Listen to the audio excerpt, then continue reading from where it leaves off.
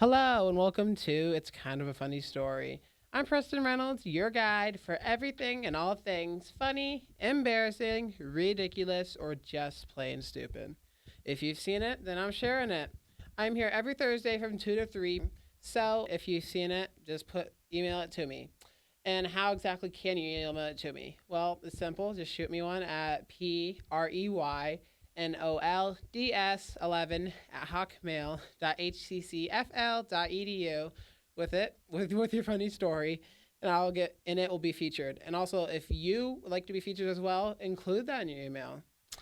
And if you are someone that is a comedian or know someone that is a comedian and you're looking for a gig or whatever, again, shoot me an email and you can come on the show. You can come on the show, or it could be a audio recording. But yeah, so our first song is Most Beautiful Girl in the Room by Flight of the Conchords. They are quite funny. I had never heard them until about yesterday, and I am shocked, honestly, in a good way, of course, in a good way. As far as how the show is going to go, I hope you enjoy it. And yeah.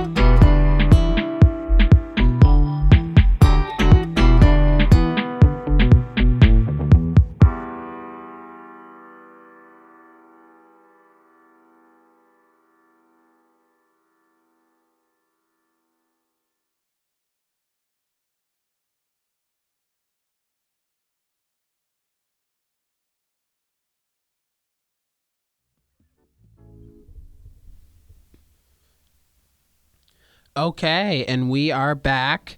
I apologize for the little delay. Again, we are going to get into a story by my best friend, Miss Kelly, who has known me for my entire life, most of my life, I would say, actually. And yeah, here is her story about a date that had gone terribly wrong.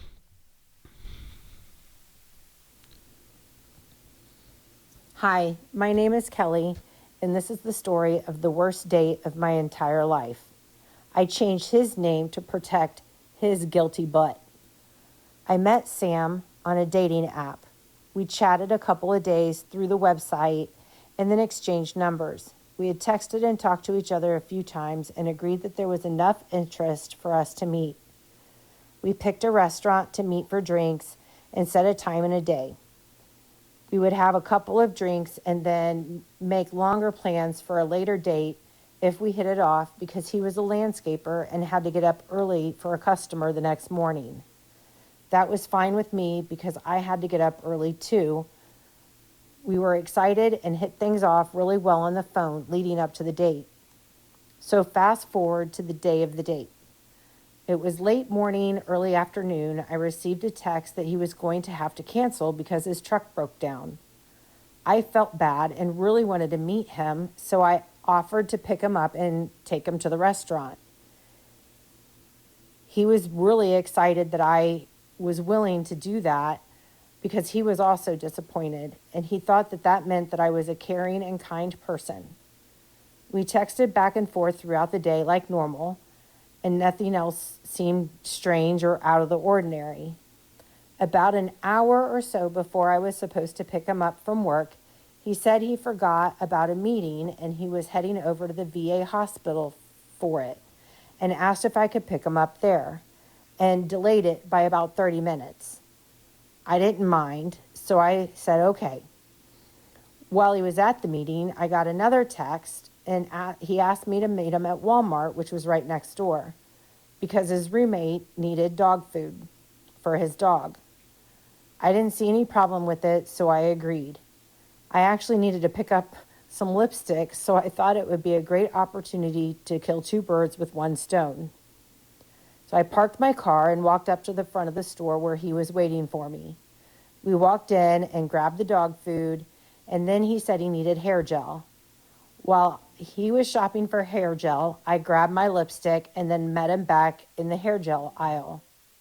When I got there, he was trying different hair gels, even like the paste that come in a tub.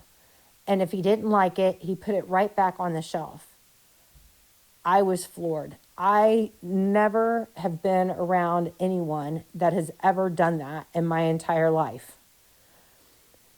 So we go to the counter or the checkout and check out and or pay for our stuff and walk to my car. Once we got to my car, he asked if we could go to the liquor store. At that time, I was a little frustrated, but it was on the way to the restaurant, so why not? We went to the liquor store, and he went in and grabbed a bottle of vodka, paid for it, and came back out to the car. Now, mind you, when we met at Walmart, he had probably one of those 32-ounce cups that you get at like the gas station, like at Racetrack or whatever, where you can get your fountain drinks. I didn't think anything of it because he was a landscaper, and I know that they're outside all day long, and he probably drinks a lot of water, Gatorade, or whatever. When I was starting to pull out of the liquor store, he opened the bottle of vodka, poured it into the gas station cup. I couldn't believe it. We were literally on our way to have drinks, but he couldn't wait long enough to get to the restaurant. He had to have a drink right then and there. I should have just stopped and made him get out of my car, but I honestly had never experienced anything like this in my entire life. And my parents have always raised me to be helpful and be polite, and so I wasn't sure what to do. So I drove to the restaurant, and when we got there, we sat outside to watch basketball game, and we ordered our drinks. I wasn't hungry because I had dinner while I was waiting for him and the meeting to be over, and he ordered wings. When the wings arrived, I could literally hear him chewing. There was no way he was chewing with his mouth closed. It sounded like a cow chewing on grass. It was disgusting. I wanted to throw up. Then he gets up and he looks at me, and I look over at him finally for the first time, And I'm telling you, he had wing sauce all over his mouth, like a toddler when they eat spaghetti for the very first time. It was gross. He grabbed the napkin, wiped his mouth, leaned over and said, "Give me a kiss. I've got to go to the bathroom," and laid a huge kiss on my mouth. All I could taste was the wing sauce. It was the most disgusting thing ever, and it burned my mouth. I know what you're going to say. I should have just gotten up and left right then and there while he was in the bathroom. That would have been my perfect way to escape. But I felt bad because he didn't have a ride. And again, I've never had a date this bad before, and I didn't know what to do. So I texted my friend his picture, all of his contact information, and literally told her, if I come up missing, this is who did it. So when he came back, I pounded what was left of my drink and said I needed to go home, and it was getting late. He agreed, and I paid our bar tab. We left. I started driving towards his house, or so he said. By this time, it was dark outside, and I wasn't familiar with the area. So when we got closer, he said to go ahead and pull over to the side of the road. There were no houses in sight, but what looked like an apartment complex that had a very tall gate all the way around it. He told me to go ahead and pull over, and I did. He grabbed the dog food, he grabbed the drink, he poured it out on the side of the road, and then went to kiss me. I leaned over and gave him my cheek because I had had enough of the wing taste. He got out of the car and walked towards the gate and the fence. When I drove by, I could see a line at the gate of the fence with a man checking IDs. So on my way home, he called me and was saying the most inappropriate, disgusting, sexual things to me. It's not suitable for radio. When I got home, I Googled the address, and it turns out that it was a halfway house for recovering alcoholics. The meeting that he had went to at the VA hospital was actually Alcoholics Anonymous. If I would have known that, we wouldn't have gone out for drinks, and I wouldn't have taken him to the liquor store, and we wouldn't probably have gone out at all just because he had lied to me so much. It turns out that he had no truck. He had a suspended license for a DUI and had lied the entire time. I blocked his phone number, and I never heard from him again. I also blocked his profile from that dating app, and I am so glad, because that was literally the worst date of my entire life. Okay, as you hear that, we are back, and that is quite the story. I would definitely never want to see him again and hope that I never run into him again. She needs help, and speaking of help, our next song going into break is "Help Is on the Way" by Toby Mac, because this definitely correlates with what she just said.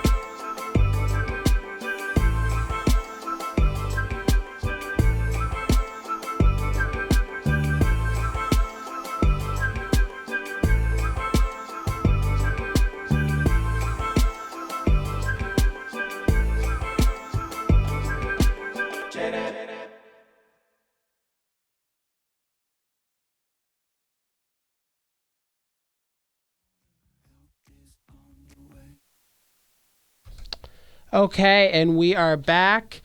With our next story is going to be a funny vet stories from a person in the UK. And remember also to send me your funny stories at preynols11@hawkmail.hccfl.edu. Back to the stories is going to be "Who Let the Dogs Out" by Baha Men, because I love this song with all my heart. And as far as what happens in the next story, you'll definitely see why I picked this.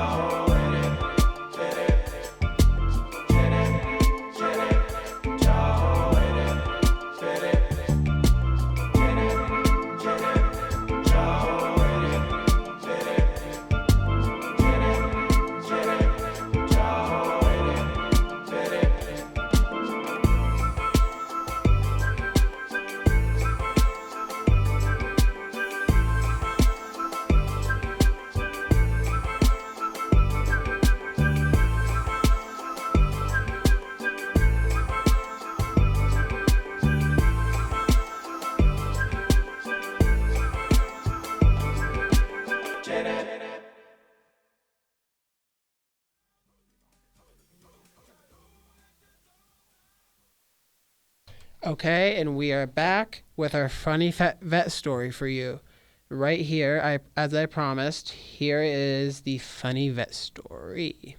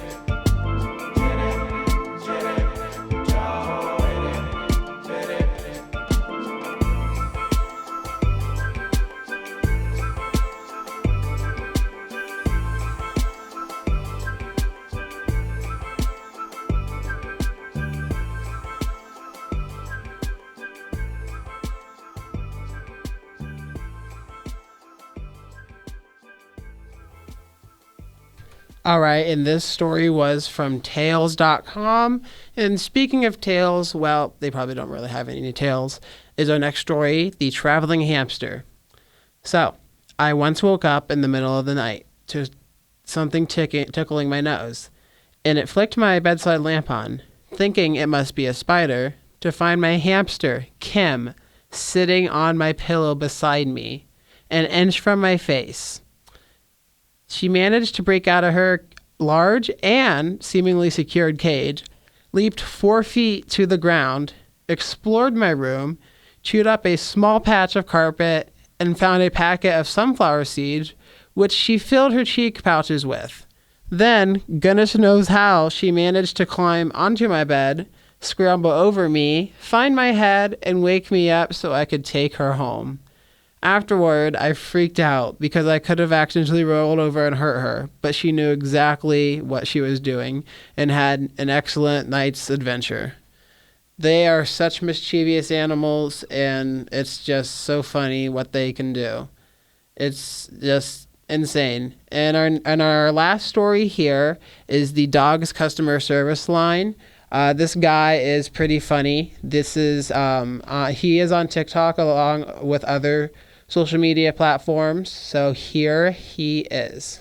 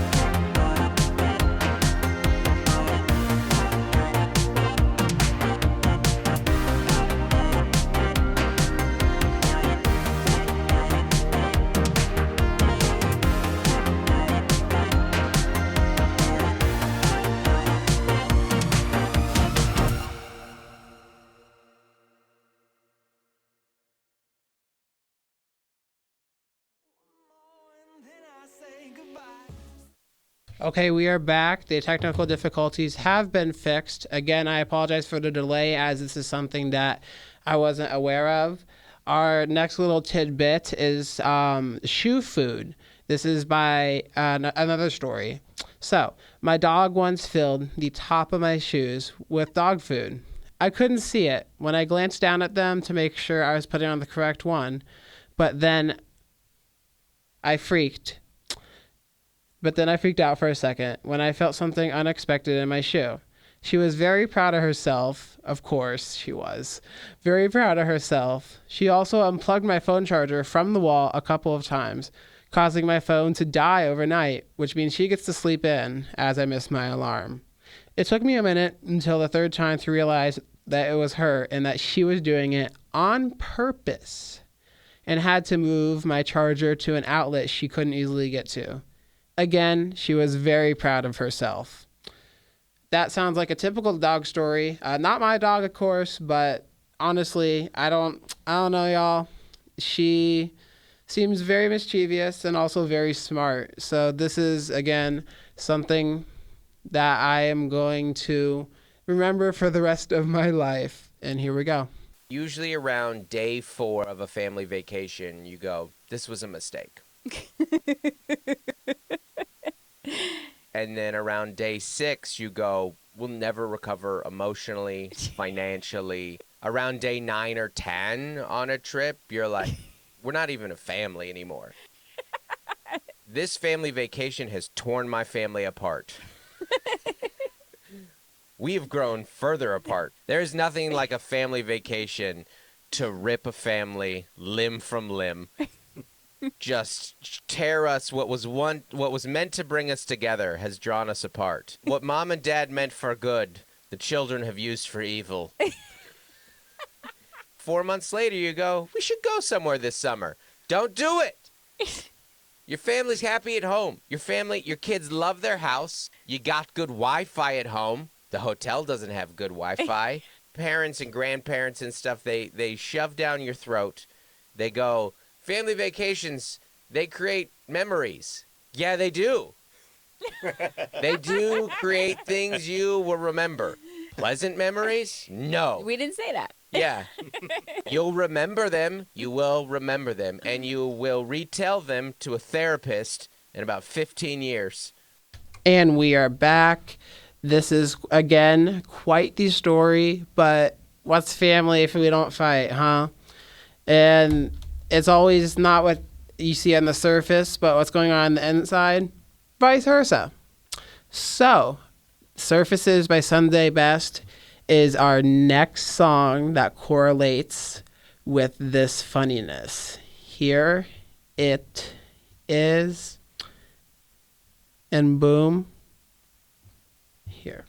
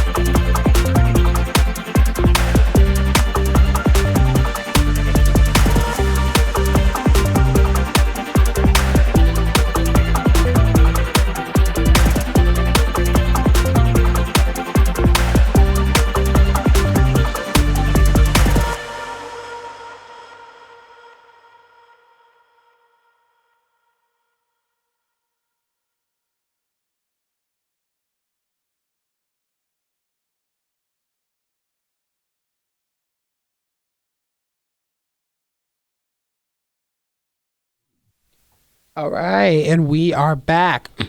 Again, if you have any funny stories, feel free to send them to me at preynolds11@hotmail.hccfl.edu. And you can, again, come on the air here, or again, you can send them and I'll read them on here. Our next little tidbit is, story, I should say, is my friend Ray, who had quite a family vacation story. And here it is. So, while we find that, again, let's play Glass Animals, Heat Waves.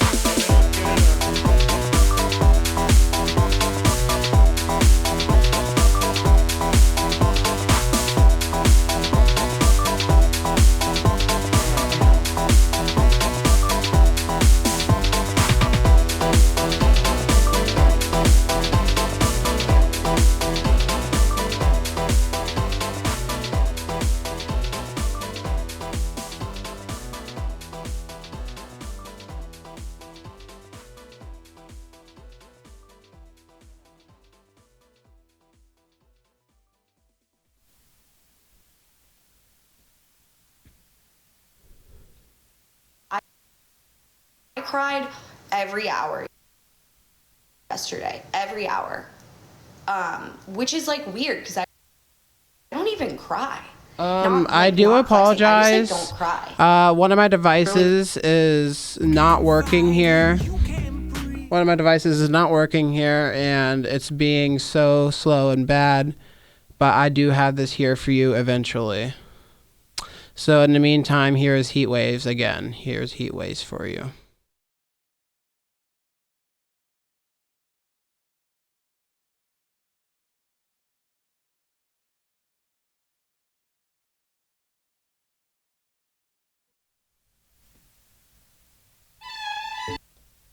Mom, put my goldfish in the fridge, not the closet. Oh, hey, man. You must be my new roommate. Nice to meet you. My name's Leviathan III, and if you call me any nicknames or mispronounce my name, I will correct you every time. I also didn't bring any soap or shampoo or, I forgot a towel, too. So if you don't mind, can we just, share all that stuff? Also, I can't sleep in complete darkness, so we're gonna have to have that fluorescent light on for the entire year. If you don't like it when you're trying to sleep, just close your eyes, really hard. It blocks out the light. Oh, the other thing is I can't actually wake up from just one alarm. I have to set around 17 or 18 in 1 minute increments, so if that bothers you, I'm sorry. There's, nothing I can do about that. Also, just just another heads up. My girlfriend did break up with me a couple weeks ago, so I might wake up in the middle of the night and have to cry, and I'm gonna need you to leave and just hang outside for like 20, 30, 45 minutes probably. Nothing crazy. I probably will end up getting another girlfriend this semester though, so when that does happen, I'm gonna need you to leave whenever we come back. Probably like 3 or 4 times a week. So if you could just kind of prepare yourself, have like a little go bag for whenever we come over, just to kind of. The other thing is I'm super allergic to pretty much everything under the sun. So if you do want to eat anything in here, you're gonna have to eat it like right out of the bag. You need to basically like lick the bag and like eat the things directly out of the bag in order for it to be safe for me. No man, I can't wait. This is gonna be like a great semester. It's totally nice to meet you, Leviathan. Don't forget it. Mom, put my goal. Okay, that is quite funny. And honestly, that's so real. I've never had to deal with college roommates, but I know the bad stories that can happen. I know y'all want to hear a little bit more of Heat Waves, so here we go again with Heat Waves by Glass Animals.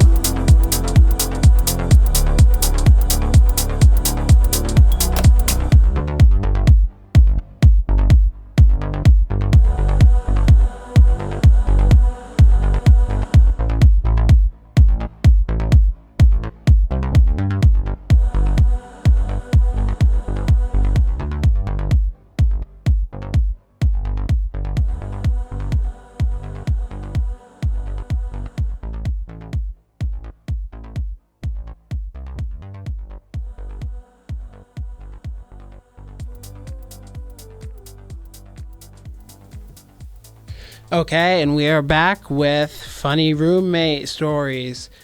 So, we have one right here that says, my roommate, freshman year of college, was pretty nervous about his soon-to-be new dorm living situation. You know, moving in with a complete stranger makes no sense. What did not help this fact, though, was that he had been hearing way too many dorm horror stories of crazy and downright terrifying roommates. One of the stories in particular was of a friend of his that had woken up in the middle of the night to his quiet, reserved, brooding roommate standing over him with a knife. My gosh, I mean, could it get any worse than that? This is definitely why we should definitely maybe look at those stories about crazy roommates after we move in or after graduating college, because that is not something that I would do, and it's just not something that is a smart idea. Our next song is Teddy Swims, Lose Control, because I would lose control too if I heard all these stories and I didn't know what to do. So here's Lose Control by Teddy Swims.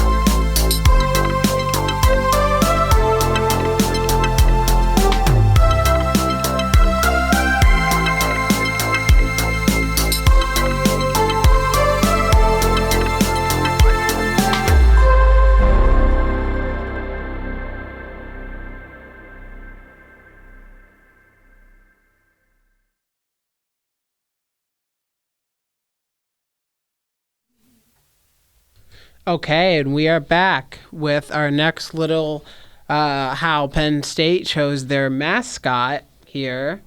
So while we get that going, here is a little song to play while that is getting going. So here again is not going to be Heat Waves, but is going to be another song of my choice, which is Better Days by NEIKED.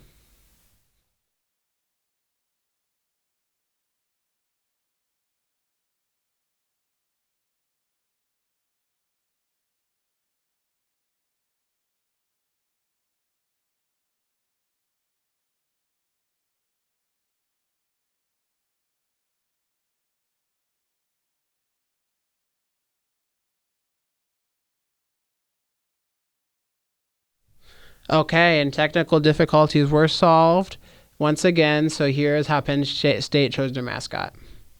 All right, welcome back to Penn State. You guys were in charge of selecting our mascot and some other stuff. So what'd you come up with? A lion. Yes, yeah, the Penn State Lions. I love it. But not just any lion. Not just any lion? A Nittany lion. A what? A Nittany lion. Nittany lion? Yeah, Nittany. Nittany? Yeah, not so much on the T, Nittany, just Nittany. Nittany lion. What is that? You know that mountain? Mountain Nittany behind campus? We were hiking the other day back there. We saw a real life mountain lion. We did, we saw it. Okay, right, so what's the mascot gonna look like? Well, we drew up a little costume last night. Here it is. It looks like a skinny bear on meth. Not very nice. We could draw a new one. We'll start over. No, we don't have time. Is there anything we can do to make him look like he didn't just bump a kilo of Columbia's finest? Here, let me see.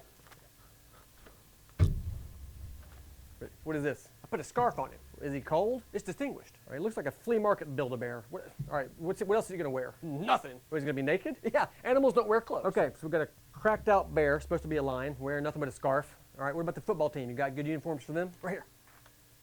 Are these practice uniforms? And game day. Cheaper that way. Yeah, listen to this. We're going to do a whiteout. Everybody wears nothing but white to the game. Just pure white everywhere. Just a whole stadium of white people. All right. It's fine. All right, good job. We are. Yes, go on. Penn State.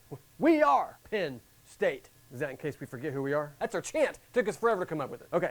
Oh, wait. The stadium is going to be called Line Stadium, right? Oh, no. Beaver Stadium. What? We are done with this meeting. Okay. He is a very funny person. Okay, up next is our funny mascot stories. Starting out here, we have a person that was starting out with a UC Santa Cruz, and is Sammy, the banana slug. You may have seen him in all his yellow and antenna glory, but you probably didn't know what he was. On their school logo, he is wearing glasses and reading Play-Doh. I'm terrified already. Unless the other team is armed with buckets of salt, UCSC may just have to live to see another day. Quite interesting, but quite funny. Williams College in Massachusetts has their upstanding mascot of the purple cow. Yep, you heard that right. The utterly hardcore mascot was chosen in 1906 and given the name Ophelia. The school's rally cry, "Let's go Eefs," I kid you not. That is what they do. Now, that's not a normal chant, but hey, I mean, what you gonna do? All right, Scottsdale, Arizona's community college mascot came from a little protest from the students back in 1970. So the teams wanted to come up with something ridiculous for their mascot to shame the school into changing their ways because they're going to remove the sports teams. Artie the Artichoke was born then. He not only survived, but is loved by many in the Scottsdale area to this day. Our next story is Evergreen State College has a Speedy the Geoduck. Do most people know what that is? No. Does it make their opponents uncomfortable? Yes. And most people in general, it makes uncomfortable. It's generally the type of sea column that has quite the unfortunate look about it on land. Okay, and that is all of our stories. Thank you again for listening today through all the difficulties. I hope you guys join me next week to tune in again on Thursday from 2 to 3. And thank you for listening once again. And here is our outro music. I hope you guys have a wonderful rest of your day and the rest of your weekend. All right, bye.